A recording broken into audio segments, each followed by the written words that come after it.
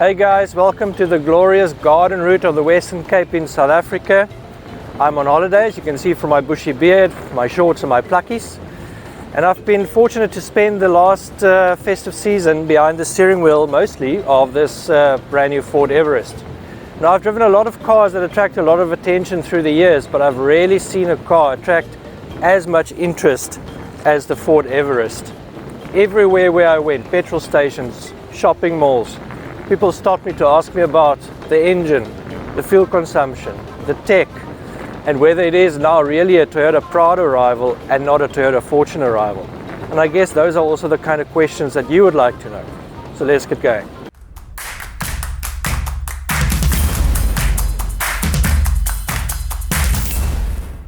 The new Everest boasts a very bold design that draws a lot of attention. It rides high on its massive 21-inch multi-spoke wheels and sports a bold, upright front-end design distinguished by distinctive bracket-shaped LEDs. As indicated by the presence of numerous platinum badges on the vehicle, this is the flagship model. In fact, there are so many platinum badges that some people thought the car had been renamed the Platinum. This is a pretty big vehicle. Its dimensions, by the way, make it a good match for the Prado. The Ford's ground clearance is a decent 226mm, which is higher than the Prado's claimed figure. The new Everest can weigh deeper than its rivals at 800mm, and its roof is sturdy enough to carry a 350kg static load. This Everest can also tow 3.5 tons, 400 kilograms more than before. Okay, and into the cabin of the all-new Ford Everest, and if you've seen pictures of the new Ford Ranger, then this will all look very familiar to you. It's very similar, identical actually. This is the Platinum spec model, and therefore very high quality finishes. Leather upper section here, stretches over there as well. Nice contrasting stitching, some dark, obviously fake wood inlays, satin silver accenting. And then overall, I guess the main talking point of the cabin is this massive touchscreen infotainment system. And when it first was shown on the Ranger, a lot of sort of staunch bakkie people were concerned that, you know, it's not really very practical for bakkie with dusts and gravel roads, and you know, it might be too fiddly, it might be too sophisticated or too high tech, too fancy for a utilitarian vehicle. But for a premium SUV like this, which this has become now, it's a 1.2 million rand premium SUV. It's very fitting and it works lovely, very intuitive. Most of the major controls that you will use often are still through hard buttons at the bottom here. So your fan speed control, your volume control, climate control, all those things, still physical knobs, so easy to reach. If you do go into the various menus on the system, they're also very simple to use. Seat ventilation and seat heating, as well as steering wheel heating actually in the specification. You can switch on the rear climate control from the front as well, Apple CarPlay and Android Auto as well, built-in navigation, and then yeah, some interesting features like, I don't know, sketch. I guess when you're stuck in traffic and you want to doodle, then you can do that. Slightly disappointing for me in this 1.2 million rand vehicle is that the camera system is pretty basic. You've got your front view camera and you can zoom in on the corners of the car as well, but it lacks a sort of 3D high quality graphics that you find on, you know, even 500,000 rand Chinese SUVs these days, unfortunately. A lovely feature as well, these sort of hidden door handles in here. Nice touch. They're sort of hidden away, but people intuitively or instinctively find them. Nice touch. What else? Panoramic sunroof in this Platinum version. There's a charging pad over there, and then fully digital instrumentation as well, with various displays. If you flick through the various driving modes, it's got really nice crisp displays to go along with each driving mode, and you can sort of select what your focus is in front of you. And for me, obviously, on this kind of holiday journeys that I've been doing, it's been mostly on fuel economy. The steering wheel, nicely rake and reach adjustable. There's both front seats electrically adjustable, including lumbar. As I said, heated and cooled, and the driver's seat with a memory, 3 memory settings as well. Full leather upholstery. It's a very premium feeling vehicle, this. Interestingly enough, I drive this before I drive the Ranger, so I don't have the experience of this being based on the Ranger. It's just, to me, it's just the new Everest. And it doesn't feel bucky like anymore. The second row of the Everest, very comfortable. I'm seated behind my own driving position. I'm 1.8 meters tall. You can see there's plenty of knee room left. Do sit quite high, so you've got a bit of like a stadium seating position. You can also adjust the seat on a sliding rail, so you can give the person behind you a little bit more space. So I can actually move all the way to there and still be quite comfortable. These seats are heated as well, the middle row. You've got your own fan speed control down there, as well as 2 more USB ports in addition to the 2 at the front. And then there's a 400 watt max AC 230 volt 3-point plug here as well, with sharp pins, so you will need an adapter. What else? Ventilation outlets, always a good point. And I think 3 smaller adults could easily enjoy a long journey in the back here. Three people my size might be a bit of a tight squeeze, especially sort of in shoulder width, but otherwise, very comfortable. I guess one of the big questions is whether somebody like me can also sit in the back. And the short answer is not really. As I said, I'm now seated behind my own comfortable second row seating position, which is behind my own comfortable driving position, and my knees are in fact touching the backrest, and I don't have quite enough space for my feet. If the person in front of me needs to slide back or adjust their backrest angle more downwards, then it starts getting quite cramped back here. Furthermore, my head is touching the roof, and you can't adjust the backrest angle here to sort of lean back a little bit and make that less of an issue. But again, it's no better, no worse than most bucky-based SUVs, 7-seat SUVs. You do have your own ventilation outlets here, which is nice, and drinks holders, but as far as I can see, no USB ports.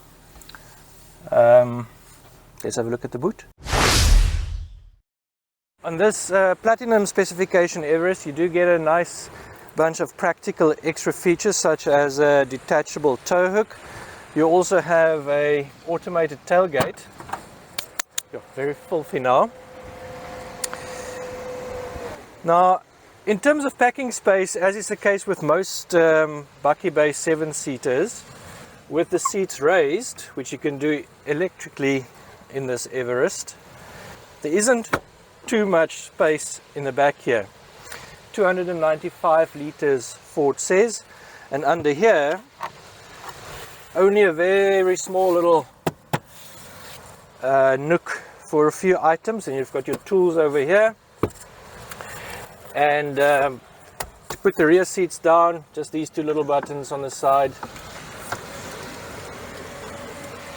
and then you have 898 liters of packing space.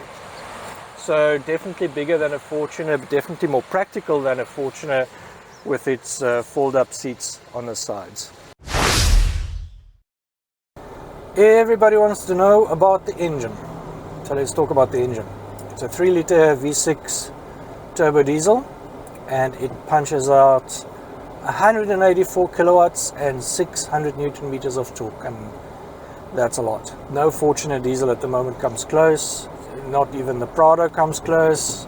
Out on the road, fully laden, you need to overtake a vehicle. This has a lot of power underfoot. Ford doesn't quote performance figures, so I can't give you a 0 to 100 time, but what I can tell you is that if you need to get from 100 to 140 to overtake a vehicle, happens like that. And it's not only down to the power or the torque. The gearbox, 10-speed box, is fantastic. It does its job completely seamlessly, silently in the background. You almost forget that it has a gearbox, which is great in a car like this. And initially I thought it's a bit strange to have a 1.2 million rand powerful SUV without flappy paddles. I mean, everything has flappy paddles these days. This doesn't. And then I discovered it has these funny shift buttons next to the gear knob, or on the gear knob, as Fords tend to do in the past as well. I don't think anybody's going to use it, and you really don't need to, because this gearbox finds the right gear almost every time.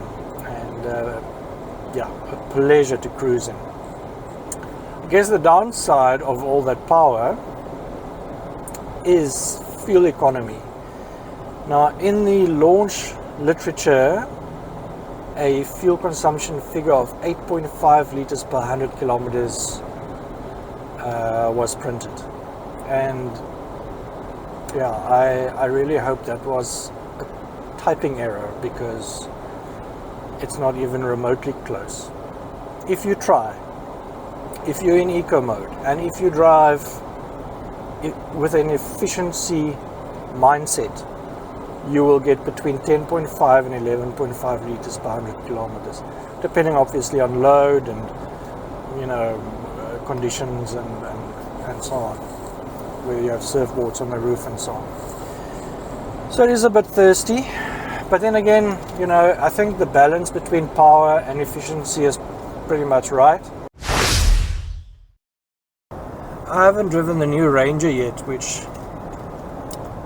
is a pity. I would really like to compare how the Bucky version of this chassis compares with this SUV version, because if the Ranger is anything like this, then it is yeah, deeply impressive.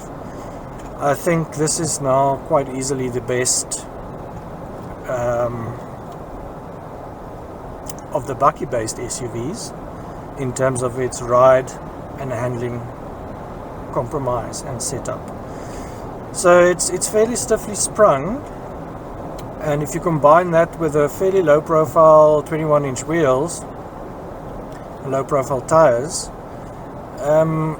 you know, it does react to sharp jolts in a way that makes you realize or remember that it is still a Bucky based vehicle. But on the open road cruising, it's got a nice wide footprint. It's not as top heavy in its sort of dynamic feel as a Fortuner or Prado. Certainly stiffer than they are, but at the same time also not as sort of roly-poly. It's a car that you can have confidence in the corners, I think. It's the best description I can come up with. Nice steering feel as well. It rides the big bumps superbly. And then in terms of NVH, the noise, vibration and harshness, again, the engine, you almost don't hear it. Very, very little tire roar. In fact, the biggest source of noise, I think, probably these massive wing mirrors, which I actually quite like in a car like this. But again, it's not intrusive, so very, very good engineering job by the Ford guys overall. Given the rubber fitted to this test car, I didn't do a seriously hardcore off-road test with it, but it's worth noting that it can be ordered from the factory with 18-inch wheels and more off-road oriented tires. If you add that to the Everest's excellent approach, break-over and departure angles, as well as underbody protection plates and multiple off-road driving modes, I'm quite confident that it will stand its ground when the going gets really tough. Besides, it's got so much torque to get over obstacles and a rear diff lock too. If you are going to be doing a lot of long distance adventure driving into remote areas, then the fact that the Everest only has a 76 litre fuel tank might be a problem. The Prado comes with two tanks that offer a combined 150 litres. In another part of the video, I speak about how the Everest feels on the road, like compared with its rivals. It feels more settled, more secure, less sort of wobbly and squishy, and that makes it feel safer to me as well. It feels like you're more in control. The car is actually more in control. In addition to that, it's obviously got all the latest safety tech. It's got adaptive cruise control, which works really well. It's got collision warning, lane keep assist, all those things that you expect of a 1.2 million rand car these days. Just want to raise one feature which I think quite often gets neglected, but to me is one of the biggest or the best inventions of the past, I don't know, 10 years. And that's a rear cross traffic alert with braking. It has saved my bacon so many times. You can imagine in a big, long vehicle like this, reversing out of parking areas at shopping malls, you can't really see. This really, it works very well. Cruising into Cape Town. My last stint in the Ford Everest, another 400 kilometers under the belt, 4,000 Ks I think in total this holiday period. So a lot of miles, and this is a trip, Cape Town, Mossel Bay, Cape Town, that I do very often, many times in the year with many different vehicles. And it's not often I drive a car that, not on one of these trips did I feel the need to stop. It's just so comfortable. The seats are great. The lumbar support works well. Ventilated seats. Great climate control system. Great entertainment system. Loads of safety tech. Lane keep assist. The adaptive cruise control is great. And just the power, to overtake. Refined. Spacious. The list just goes on and on and on and on. And so I can highly recommend the new Ford Everest. Obviously, it's still early days. We don't know how reliable the engine is. I wish the camera system was a bit better. I wish it was a little bit more efficient, but good grief. I think if you want a adventure-capable 7-seat SUV with all these features and this much power for 1.2 million rand, yeah, it's about as good as it gets. New Ford Everest is excellent, especially this Platinum. Love it. Thanks so much for watching, guys.